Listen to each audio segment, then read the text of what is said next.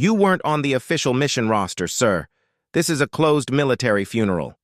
The protocol officer barely looked up from his tablet. His tone was crisp, dismissive, like he'd turned away dozens of uninvited guests that morning. William Brooks didn't argue. He simply stood there, weathered hands clutching a small, worn notebook. He wore his only suit, pressed but decades old, hanging loose on his diminished frame. Around his neck, on a faded chain, hung 2 dog tags, one his own, one belonging to the man they were burying today. The younger officer glanced at the tags and frowned. "Sir, Sergeant Morrison's service record shows no POW rescue missions. You're not listed anywhere in his file." William said nothing. He just touched the notebook in his coat pocket, 127 pages of names written in trembling handwriting. Names that only existed because Tank Morrison had kept him alive for 5 years in hell. But how do you explain that to someone reading from a screen? If you believe no veteran should be denied the right to honor their brothers, type "Remember" below. Your voice carries the weight of every name that must never be forgotten. William Brooks stood outside Arlington's iron gates like a ghost from a war the world preferred to forget. At 78, his movements were careful, measured, the result of 5 years learning to ration everything, including hope. The October wind carried the scent of dying leaves and fresh earth from recent burials. He adjusted the dog tags beneath his shirt. Tank's metal clinked softly against his own, a sound that once woke him screaming but now brought strange comfort. Officer Marcus Henderson tapped his stylus impatiently. "Sir, without proper clearance, I cannot allow access. This is a private ceremony." William's voice was barely above a whisper. "I came to honor David Morrison. Relationship to the deceased? How do you explain 5 years in a bamboo cage? How do you compress shared starvation, whispered promises, and ultimate sacrifice into bureaucratic categories? He saved my life." Henderson scrolled through his tablet. "I see no record of any rescue operation involving Sergeant Morrison. His file shows standard tours. No POW status." Of course it didn't. Official records were sanitized, cleaned of missions that never officially happened, and prisons that weren't supposed to exist. The autumn sun cast prison bar shadows through the gate, patterns William recognized too well. He stepped back, found a weathered bench beneath an oak tree, and sat down slowly. Through the gaps in the foliage, he could see white chairs arranged in perfect rows, an honor guard rehearsing their movements. Somewhere in that polished casket lay the man who had died, so William could carry home the names of 312 forgotten soldiers. He opened the notebook to page 1. His own handwriting stared back, careful script that had preserved stories no one wanted to hear. Rodriguez Miguel A. Sargent, Dobie, March 15, 1951. Cell Block C, Position 7. Each page smelled of old leather and desperate hope. These weren't just names. They were sons and fathers who had died believing their country would remember them. But what Henderson's tablet couldn't show was that Tank Morrison had volunteered for a classified mission in January 1973. What it couldn't show was 5 years of shared rice rations and whispered encouragement in a prison that officially didn't exist. What it definitely couldn't show was the sound of Tank's final scream, not of pain, but of triumph, as he died creating the distraction that allowed William to escape. A group of veterans passed the bench, heading toward the ceremony. One paused, recognizing something in William's bearing. "You here for Tank?" the man asked. William nodded. "You knew him? David Morrison? Best squad leader I ever served under." "You?" William hesitated. "We were together for a while." The veteran studied William's face, the careful way he held himself, the haunted stillness in his eyes. "Thank you for your service, brother." As the man walked away, William opened the notebook to page 127, the final entry, written 6 months after his return. Morrison, David J. Cell Block A, Position 3. Died March 12, 1978, creating diversion during prisoner escape. Status, KIA protecting evidence. Evidence that had been classified and buried for 40 years, but somewhere in that funeral, someone was finally ready to listen. The first rifle volley cracked across the cemetery. William's hand instinctively moved to shield his face. The sharp sound triggering memories of bamboo striking bamboo, the crack of guards' batons against cell bars. He forced himself to breathe steadily. Count backwards from 100. Count in sevens. Tank's technique for surviving the worst interrogations. The morning chill settled into his bones like old pain, familiar and unwelcome. He opened the notebook again, not to read, but to run his fingers over pages that had become his sacred text. Page 23. Anderson, Carl J. Private. Died November 8, 1975. Dysentery. William could still see Carl's boyish face, freckled and innocent. The kid had tapped Morse code messages through the bamboo walls every morning. Still here, still fighting, until one morning the tapping stopped. That's when Tank had pressed a pencil stub into William's hand. "Write his name down, not on paper. Up here," Tank had said, tapping his temple. "Someone needs to remember." The distant sound of taps floated across the grounds, mournful and clean. 21 rifle shots. Full military honors for Tank Morrison, conventional veteran with no mention of 5 years in hell. Through the trees, William watched the formal ceremony conclude. Family members placed flowers. Veterans offered final salutes.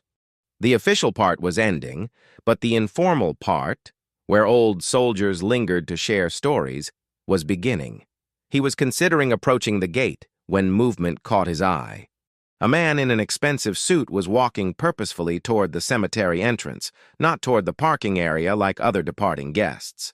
The man was perhaps 60, silver-haired, with the confident bearing of authority. As he approached, William could see the small American flag pin on his lapel.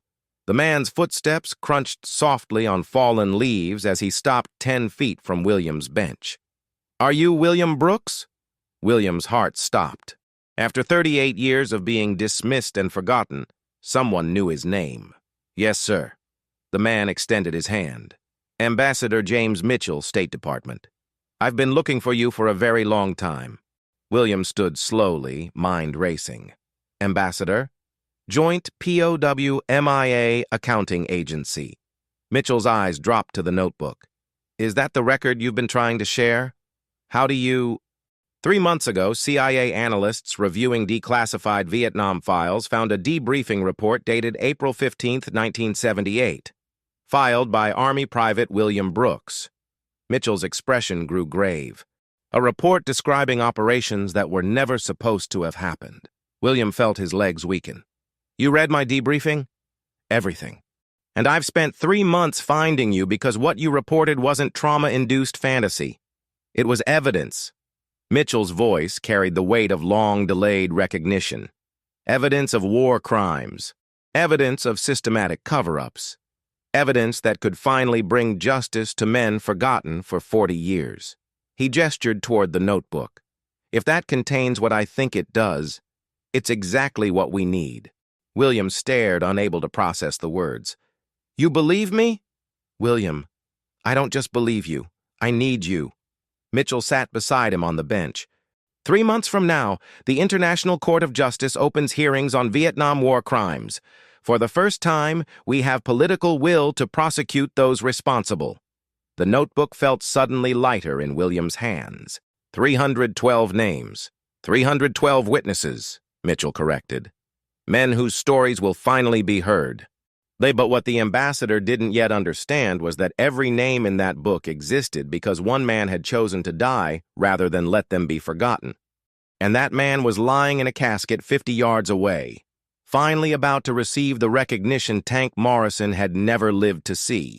Ambassador Mitchell opened a leather portfolio and withdrew a tablet. "With your permission, I'd like to record this. Your testimony will become part of an official State Department investigation." William nodded, hands trembling as he gripped the notebook. 40 years of carrying these names in silence, and someone was finally ready to listen. The tablet's blue light reflected off the worn leather cover as William opened to the first page. His own careful handwriting stared back, each letter formed with the reverence of a man creating monuments. I should start with how I ended up there, William said quietly. January 15th, 1973. I was 19, radio operator with the 25th Infantry. We were supposed to be pulling out, but there were still classified operations in Laos. Mitchell made notes. The Phoenix program. My unit was establishing a communication relay. We crossed into Laos for better signal clarity. William's voice steadied as he fell into testimony rhythm. We were overrun by NVA regulars and soldiers I didn't recognize. Chinese advisors, maybe Russian. The memory carried the taste of fear and diesel smoke. I was captured with 6 others, transported north for 3 days, then transferred to a facility that wasn't on any map. Different from Hualo? William nodded. Smaller, hidden. We were told we didn't exist, that our capture was never reported, that our government believed we were dead. He turned to page 3. The first man I met was Tank Morrison, David Morrison, captured 2 weeks before me during a recon mission that was also classified. The pages rustled like autumn leaves as William found Tank's entry. Morrison, David J. Cell Block A, Position 3. Former drill instructor, Fort Benning. Established communication network among prisoners. What kind of network? Information gathering. Tank realized the guards were sloppy because they thought none of us would survive. They talked freely, brought prisoners through our section. Tank started mapping the entire operation.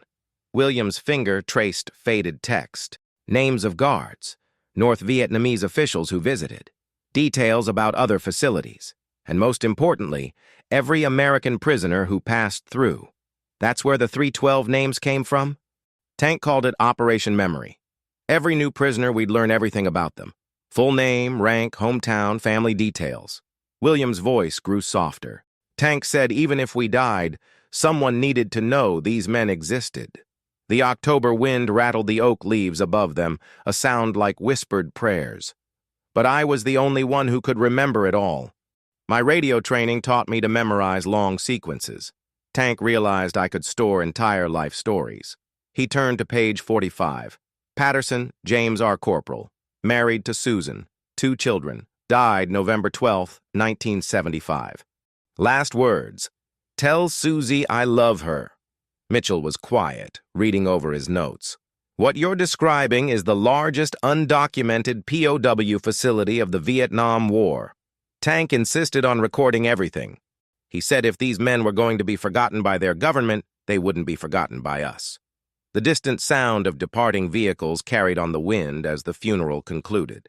But here, beneath this oak tree, something extraordinary was beginning.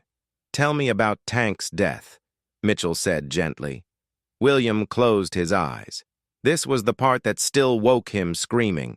By 1978, conditions were deteriorating. Guards were more brutal, food running out.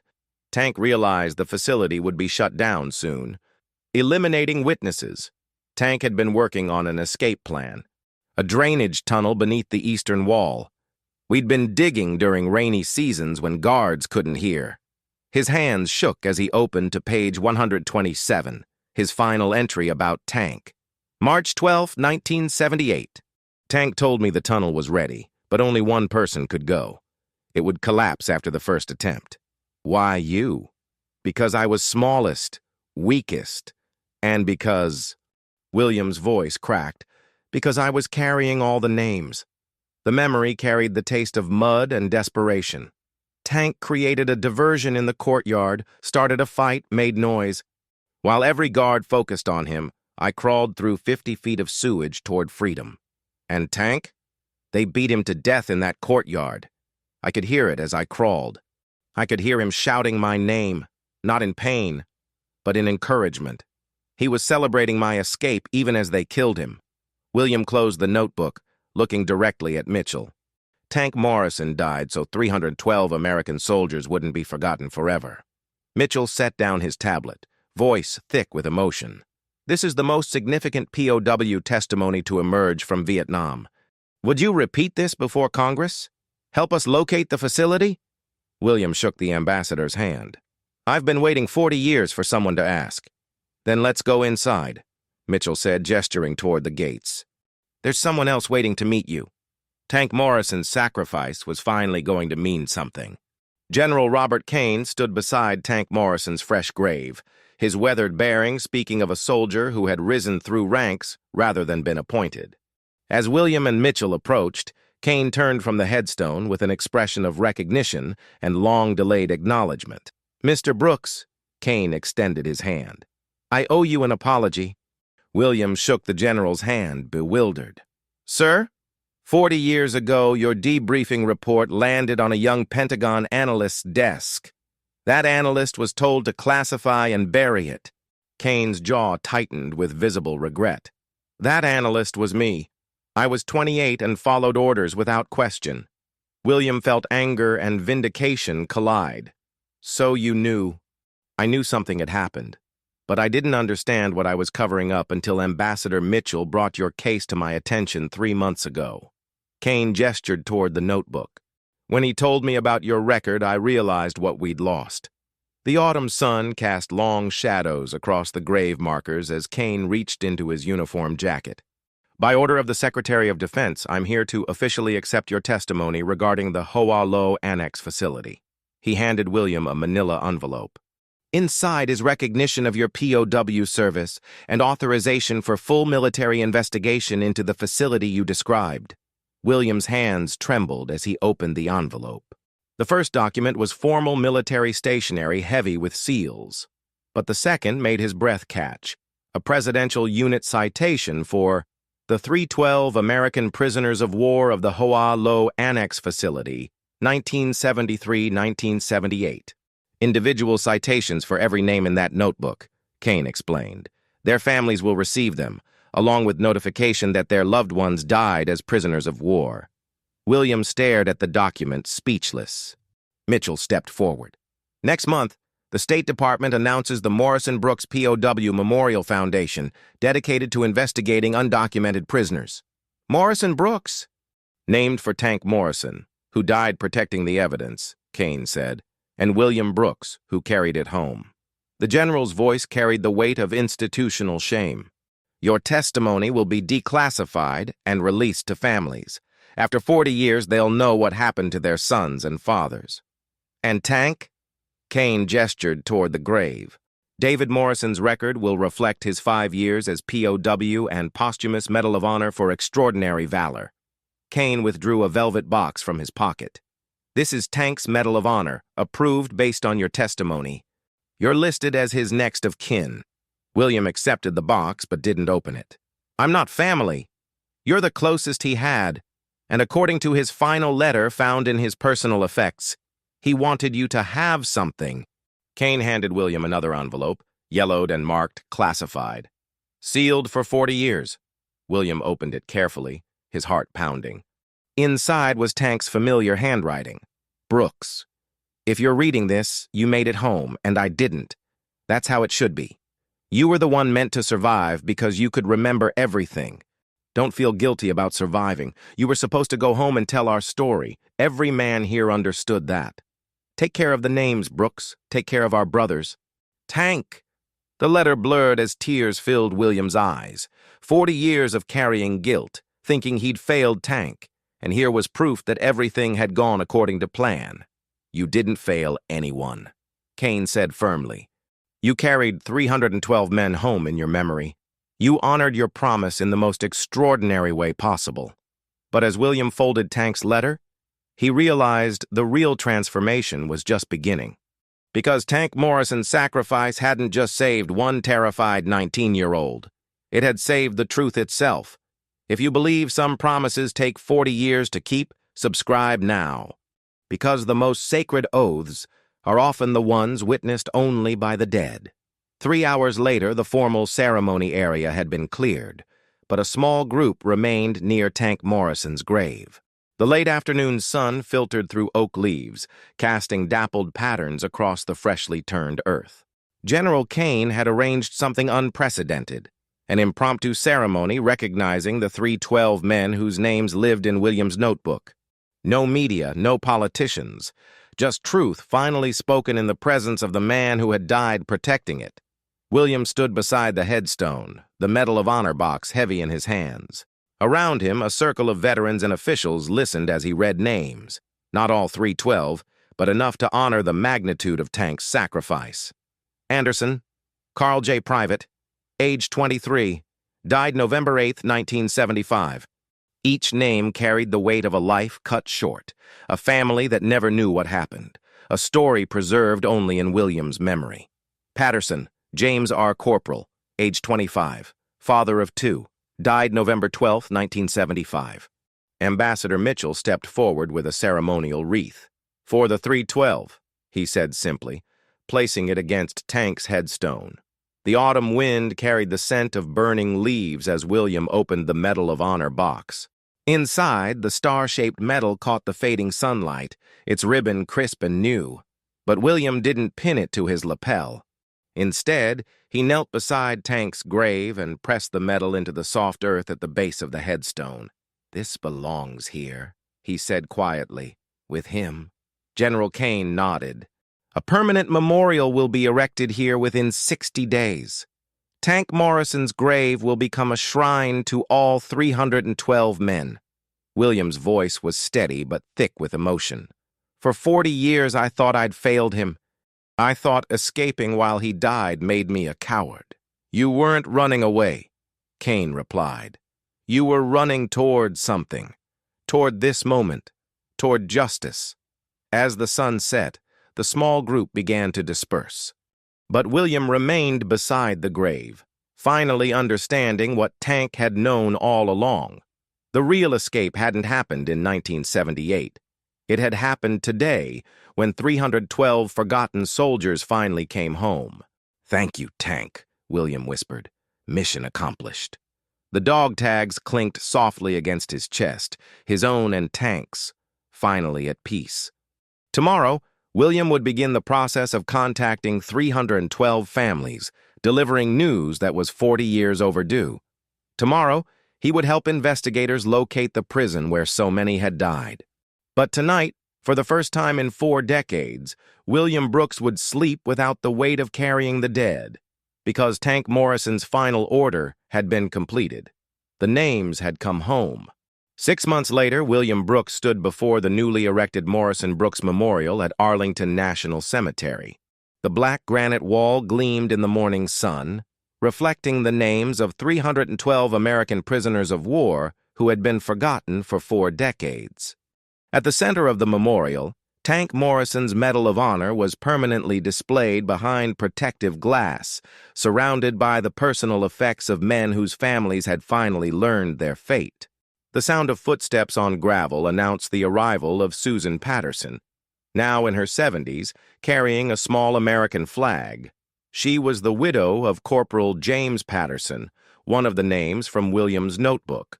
"Mr. Brooks," she said softly, "I wanted to thank you. After 43 years, I finally know what happened to Jimmy." William's weathered hands trembled slightly as he accepted her handshake. "He talked about you and the children every day. You were what kept him fighting." She placed the flag at the base of her husband's name and stepped back. "The Army is bringing him home next month. They found remains at the site you helped them locate." The autumn breeze carried the scent of changing seasons, but also the promise of closure for families who had waited lifetimes for answers. Over the past 6 months, 47 sets of remains had been recovered from the hidden prison site. War crimes tribunals had begun. Cover-ups that reached the highest levels of government were being exposed. But for William, the real victory was simpler. The weight of 312 names was no longer his alone to carry. General Kane approached, followed by a group of younger soldiers, the next generation who would guard these memories. "The Morrison Brooks Foundation has identified 12 more undocumented POW sites," Kane reported. "Your testimony opened floodgates we didn't know existed."